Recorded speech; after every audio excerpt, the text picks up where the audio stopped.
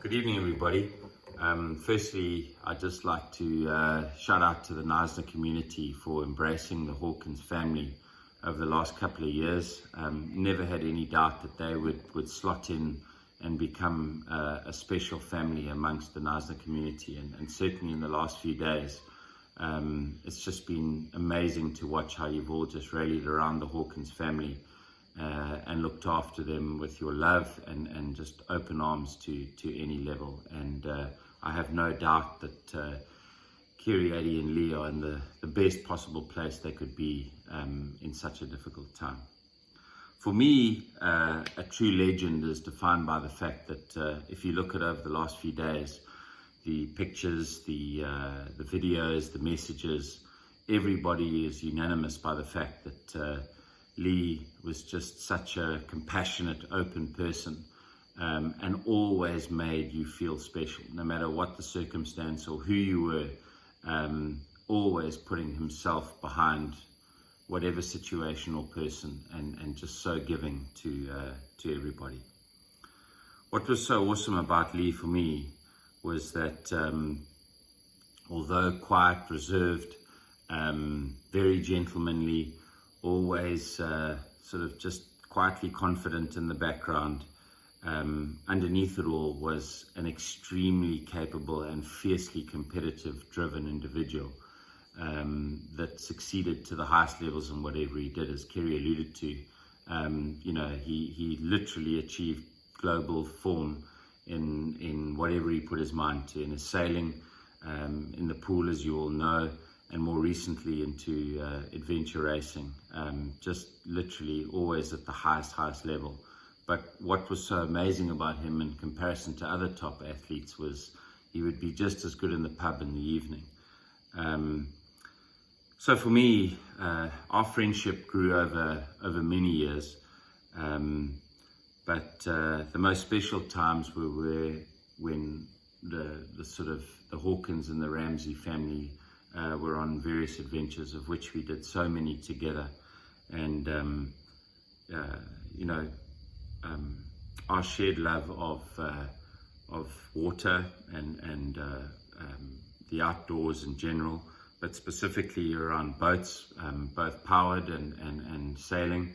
I'd never got into the kiting as he did, but certainly the windsurfing and surfing and mountain biking and whatever else it was. Just really enjoyed the time with Lee, and that no matter what he threw me at, no doubt I was always the lackey at the back or the fat boy, but always pushed me, and no doubt beyond my ability, and certainly there was always a winning sort of mindset behind whatever he pushed me into. I think from a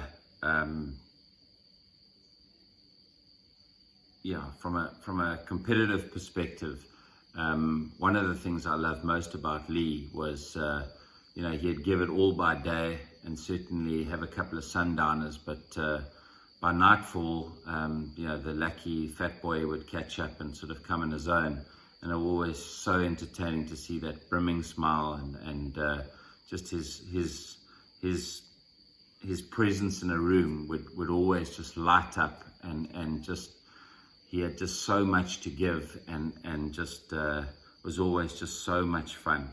And the best times for me was with Kerry and Lee, Claire and I, and it would generally be, I suppose, in a yacht club or wherever it might have been, where we would generally be last to leave and would be dancing and just sitting around a fire, shooting the breeze, whatever it was. Just the most amazing special friends.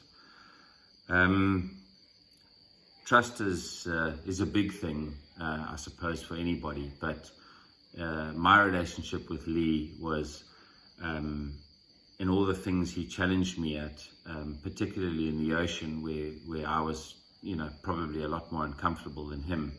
I had absolute trust that no matter what situation, of which there were many, that we would come through 100%. But there were a few close shaves, and I can recall a few. Kerry and Claire laugh at this, but it was at Pamula when the kids were young, and I backed myself as a bit of a surfer and followed Lee out. And as Rob said, walking down to the beach, I was like, "Sheesh, Hawk, this is bigger." And he was like, "Nah, shut up, let's go." And I almost drowned on that occasion. To another time, it's in Kwazi, where he said, "Look, let's just go out for a quick body surf before we hit the pots." And I grabbed my flippers, of which he had none. He was in the Speedo, of course. And I almost drowned there as well. When he dragged me out into hectic high-felt storms on Harder Sport when we'd paddle trying to get ready for Doozy. And then the best one, Ollie, I think you said it the other day, was that Richards Bay to Durban race, where I got hoodwinked into that as well. And it was supposed to be over 2 days, and the wind was good or whatever it was, and he sort of hung my fat ass out on the rail and dragged me down in 1 day. And I couldn't see.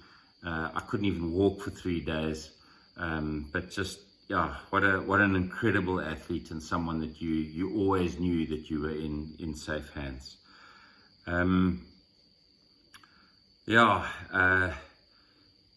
To the family now, Kerry, your calm and gentle soul, with such compassion and love for everyone and everything that you engage with.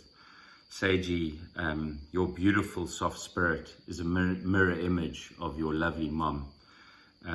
Eddie, your spirit is that of your dad's, and I just love the times that you, me, and your dad and Dale spent together, and just so much similarity in you and Dale, and I suppose in your dad and I, and in the things that we did. But one thing I have no doubt in is that your capability and